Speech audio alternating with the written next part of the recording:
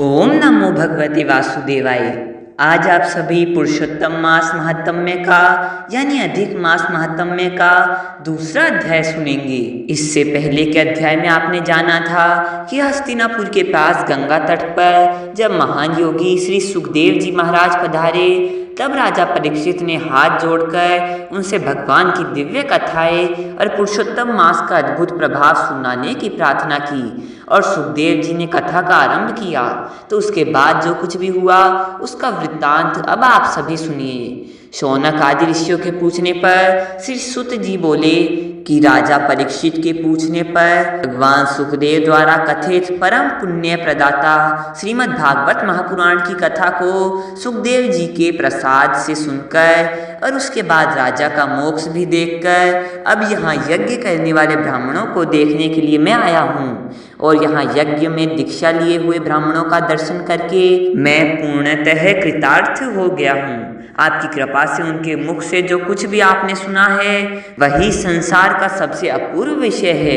तब ऋषियों ने कहा कि हे सूत जी, इस चराचर महाभारत संसार में जिससे परे कोई दूसरा साधन नहीं है, ऐसी माता के समान मन को प्रसन्न करने वाली और जो देवताओं के अमृत से भी अधिक हितकर है, ऐसी पुण्यमयी कथा हम लोगों को सुनाइए।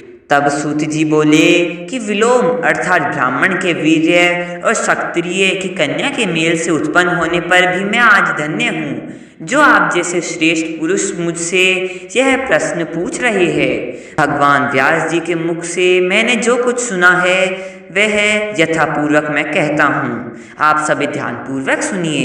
एक समय की बात है, नारद मुनि नारायण जी के आश्रम में गए, जो आश्रम बहुत से तपस्वियों, सिद्धों तथा देवताओं से भी युक्त है और जो जामुन, कांदबरी और भी निकोन वृक्षों से सुशोभित है। भगवान विष्णु के चरणों से निकली हुई पवित्र गंगा और अलकनंदा भी यहाँ अविरल बह रही है।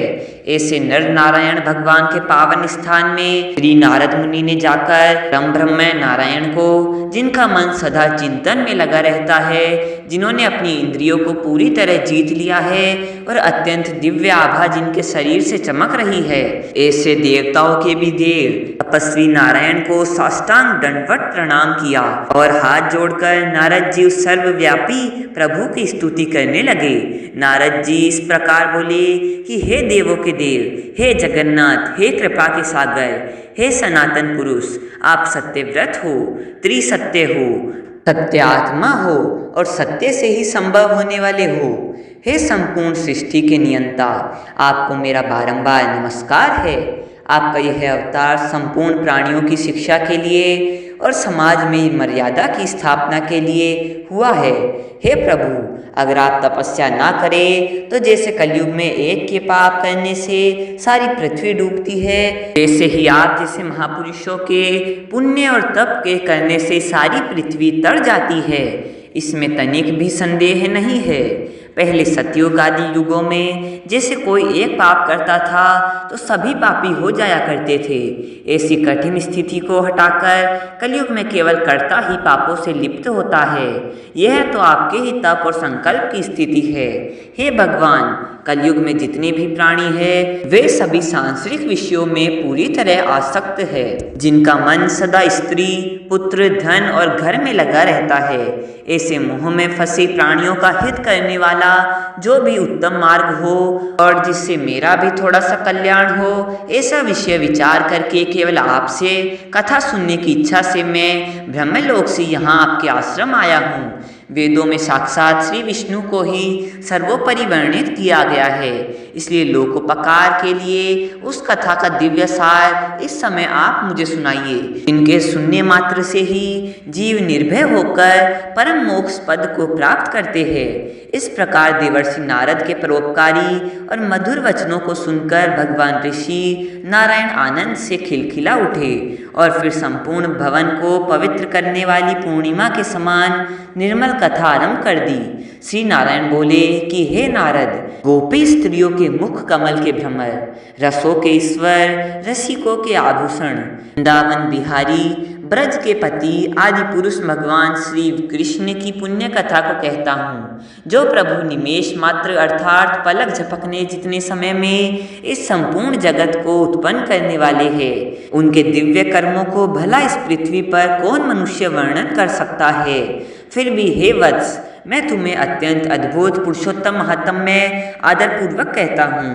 यह पुरुषोत्तम महात्म्य मनुष्यों की दरिद्रता और माताओं के वैधव्य दोष का नाश करने वाला, संसार में उत्तम यश प्रदान करने वाला और श्रेष्ठ पुत्र तथा अंत में मोक्ष को देने वाला है। इसलिए शीघ्र ही इसका प्रयोग और श्रवण करना चाहिए। तब नारद जी बोले कि हे प्रभु, पुरुषोत्तम नाम किस देवता का है, उनका महात्म्य क्या है और यह इतना अद्भुत क्यों होता है, यह सब आप मुझे विस्तार पूर्वक कहिए। श्री नारद जी के वचन सुनकर भगवान नारायण क्षण भर के लिए पुरुषोत्तम भगवान के ध्यान में अच्छी तरह मन लगाकर इस प्रकार बोले कि हे नारद, इस मास का नाम जो पुरुषोत्तम पड़ा है वह भी दिव्य कारण से युक्त है। इस पुरुषोत्तम मास के स्वामी स्वयं दया के सागर पुरुषोत्तम अर्थात श्री विष्णु है। ये ऋषिगण इसका पुरुषोत्तम मास कहते हैं।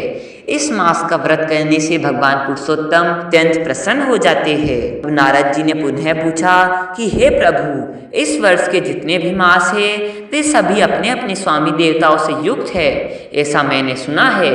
किंतु हे भगवान, के बीच में मैंने इस पुरुषोत्तम मास का नाम तो पहले कभी नहीं सुना।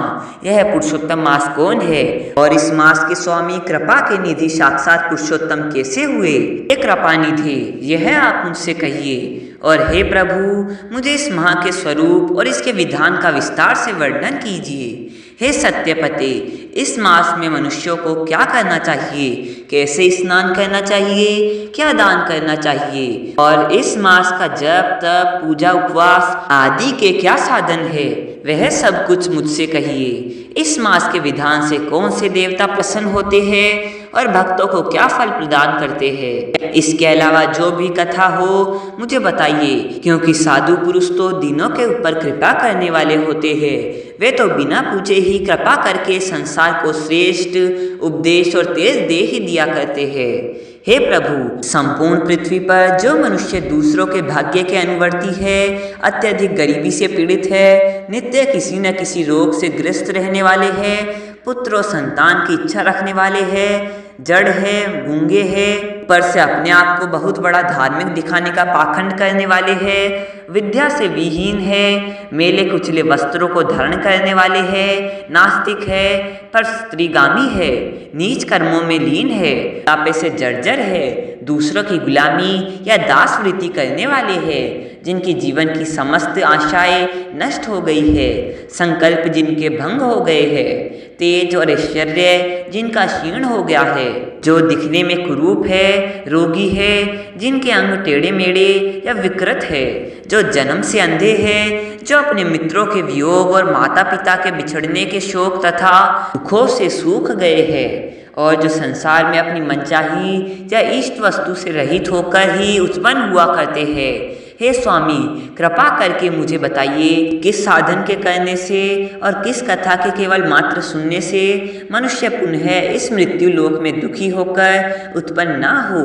हे प्रभु, संसार में जो लोग रक्तपीत, कोढ़, मिर्गी, राज्यक्षमा आदि भयानक दोषों से पीड़ित है, इन समस्त दोषों से दुखी मनुष्य को देखकर हे जगन्नाथ, मैं स्वयं बहुत दुखी हूँ, इसलिए मेरे ऊपर दया करके हे ब्राह्मण, मेरे मन को परम संतोष देने वाले इस विषय को विस्तार पूर्वक बताइए, क्योंकि आप सर्वज्ञ है, तर्यामी है और सभी तत्वों के एकमात्र आश्चर्य है। सूति जी कहते हैं कि इस प्रकार देवर्षि नारद के परोपकारी और मधुर वचनों को सुनकर देवों के देव भगवान नारायण चंद्रमा की तरह शांत होकर महामुनि नारद से एक नए जल से भरे मेघ के समान गंभीर वचनों में आगे की कथा बोले, जिससे आप सभी भक्तगण अगले अध्याय में सुनेंगे। अब हम सुनेंगे विष्णु भगवान की आरती।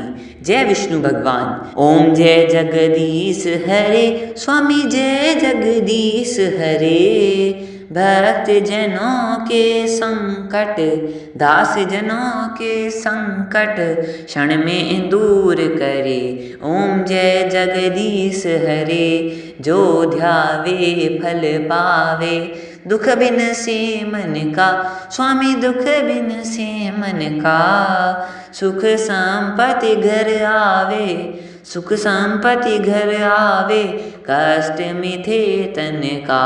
ओम जय जगदीश हरे, मात पिता तुम मेरे, शरण गहूँ मैं किसकी, स्वामी शरण गहूँ मैं किसकी। तुम बिन और न दूजा, तुम बिन और न दूजा, आस करूँ मैं जिसकी। ओम जय जगदीश हरे, तुम पूर्ण परमात्मा, तुम अंतर्यामी, स्वामी तुम अंतर्यामी।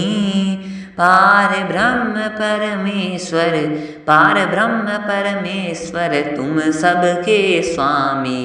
ओम जय जगदीश हरे, तुम करुणा के सागर, तुम पालन करता, स्वामी तुम पालन करता। मैं मूरख खल कामी, मैं सेवक तुम स्वामी, कृपा करो भरता।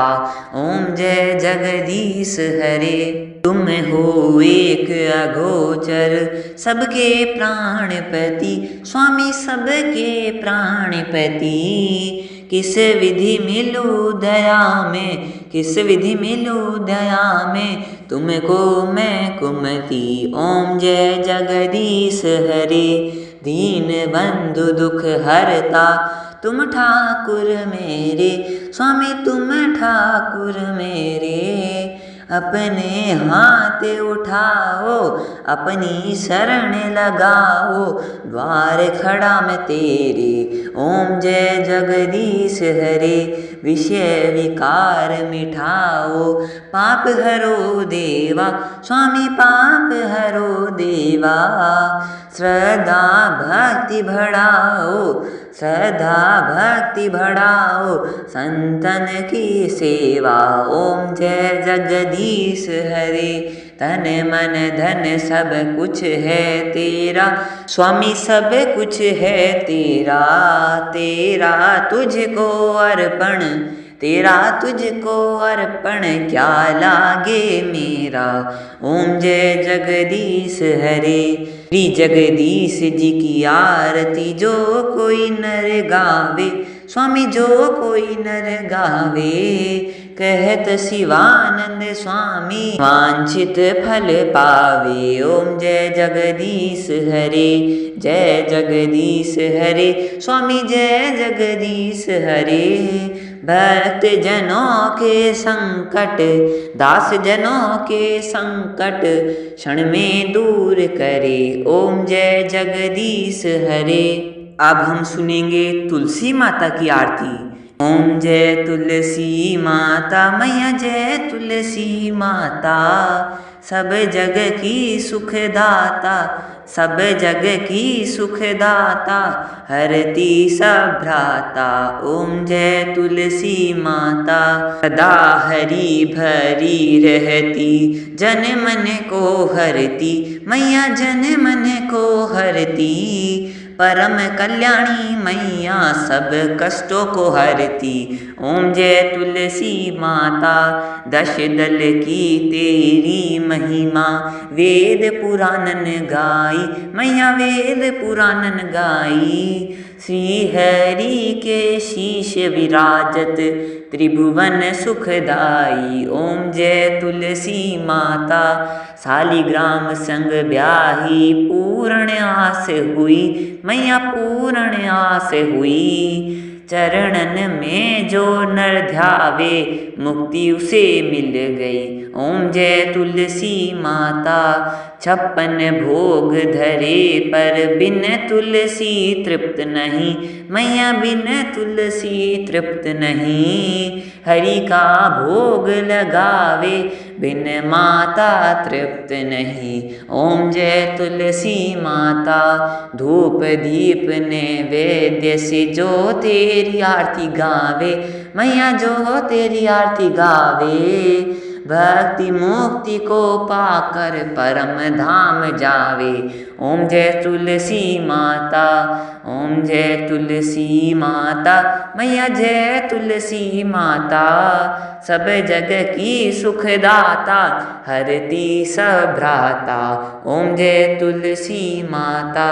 बोलिए तुलसी मैया की जय, बोलिए साक्षात लक्ष्मी नारायण भगवान की जय, बोलिए पुरुषोत्तम मास भगवान की जय, बोलिए तुलसी मैया की जय, बोलिए वृंदावन बिहारी लाल की जय, सब संतन की जय। ओम नमः पार्वती पते हर हर हर महादेव।